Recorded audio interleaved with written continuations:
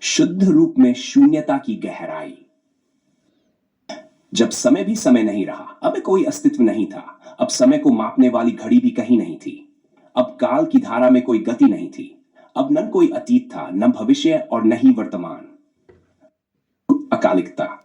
परंतु अकालिकता भी स्वयं में एक दृष्टिकोण थी, और दृष्टिकोण का होना एक अव्यक्त प्रतिबिंब था। तो फिर वह भी नहीं। संस्कृत श्लोक न कालो न च कालक्रम, न अतीत न भविष्य, यत्र कालम विलीयते तत्र केवल तत्त्वम परम। अब न काल है न कालक्रम, न अतीत न भविष्य। जहां काल विलीन हो गया वहां केवल परम तत्व है। जब अनुभव भी अनुभव नहीं रहा, अब केवल एक कल्पना थी। अब अनुभव को महसूस करने वाला कोई नहीं था। अब अनुभव एक मानसिक संरचना जो लुप्त हो गए। निर्विकल्प अनुभव भी स्वयं में कोई अस्तित्व नहीं रखता था, और कोई अस्तित्व भी एक आभास था।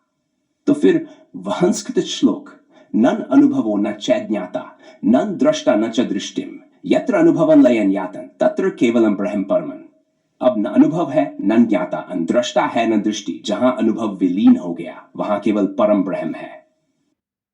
अस्तित्व का भी अस्तित्व समाप्त हो गया। अस्तित्व केवल एक भ्रांत धारणा बन चुका था। अब अस्तित्व से परे कोई भी वस्तु नहीं थी। अब अस्तित्व से जुड़े सभी भेद मिट चुके थे। केवल निर्विकल्प शून्यता। परंतु निर्विकल्प शून्यता भी एक आभासी परिभाषा थी, और परिभाषा का होना भी एक रूपात्मक खंड था। नहीं। कुछ श्लोक न अस्तित्व न च शून्यता, न तत्व न च अप्रभा, यत्र अस्तित्व लयन यातन तत्र केवलम एकम ब्रह्म। अब न अस्तित्व है, न शून्यता, न तत्व है, न प्रभा। अस्तित्व लुप्त हो गया, वहां केवल एक ब्रह्म है। स्वयं भी स्वयं से परे हो गया। अब स्वयं का कोई अर्थ नहीं रहा। अब स्वयं कोई अस्तित्व नहीं था। अब स्वयं की कोई सीमा नहीं थी। अब स्वयं को पहचानने वाला कोई नहीं था। केवल अद्वितीय ब्रह्म। तू